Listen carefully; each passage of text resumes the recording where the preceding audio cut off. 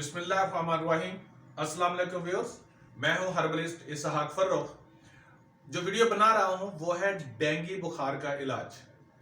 बहुत सी वीडियोस आप देख चुके हैं, बहुत सी ट्रीटमेंट आप सुन चुके हैं, लेकिन एक रिक्वेस्ट कि मेरी ट्रीटमेंट भी सुन लीजिएगा, क्योंकि आप लोगों को पता है कि मैं ट्रीटमेंट वो बताता हूं जो प्रैक्टिकल में होती है। मैं ये नहीं है कि यूट्यूब से देखा और आगे यूट्यूब बना दी, ऐसा प्लीज नहीं है। मेरे प्रैक्टिकल में जो है मैं वो बताता हूं।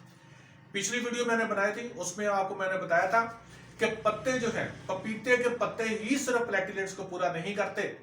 मैंने उसका भी बताया था आपको कि कौन से पत्ते, फालसे के पत्ते हैं, वो पत्ते हो गए, शहतूत के पत्ते हो गए। बाकी वो वीडियो जो मैं उसका लिंक डिस्क्रिप्शन में दे दूंगा, वो देख लीजिएगा, ठीक है जी।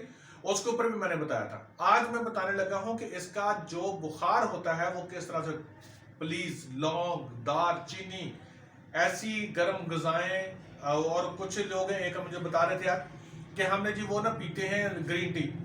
अब मेरे भाई ग्रीन टी इसके लिए बहुत नुकसानदेह है। अगर डेंगू फीवर हुआ है और ग्रीन टी आपको पीने लग जाएंगे तो फिर आपका हो सकता है प्लेटलेट्स यूं करके गिरे और आपको ब्लीडिंग होने लग जाए। प्लीज ग्रीन टी इसमें इस्तेमाल नहीं करनी। इसके अंदर डेंगू बुखार के अंदर जो मैं ट्रीटमेंट बताने लगा हूं, जो प्लेटलेट्स को भी पूरा करेगी। अगर किसी के ब्लीडिंग हो रही हो तो ये उसको भी रोकेगी और आपके टेम्परेचर को भी ठीक करेगी। और डेंगू बुखार में कभी भी गर्म गजाएं नहीं खाएं।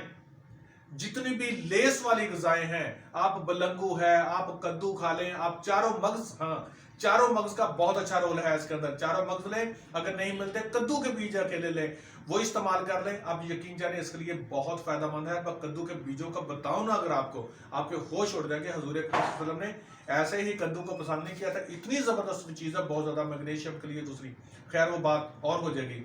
अब मैं आपको ट्रीटमेंट बताने लगा हूं डेंगू बुखार की। आप ये बनाएं और इसको इस्तेमाल करें इंशाअल्लाह ताला अजीज।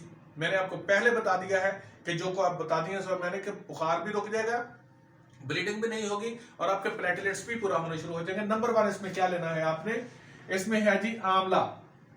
आंवला आपने 50 ग्राम लेना है और तमाम की तमाम दवाइयां जो है वो सस्ती हैं, कोई महंगी नहीं है, ठीक है। मगज करंजवा लेना है, सिर्फ करंजवा नहीं डालना, उसका मगज निकाल के वो डालना है, 50 ग्राम ले ले।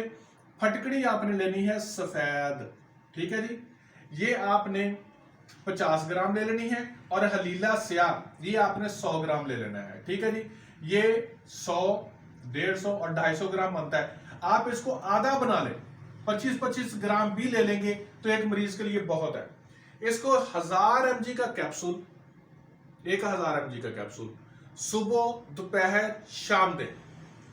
दही उसको लाजमी तौर पर खिलाएं, क्योंकि ऐसा मरीज जो भी होते हैं जिनको डेंगू बुखार होता है उनके SGPT बहुत बढ़ जाता है।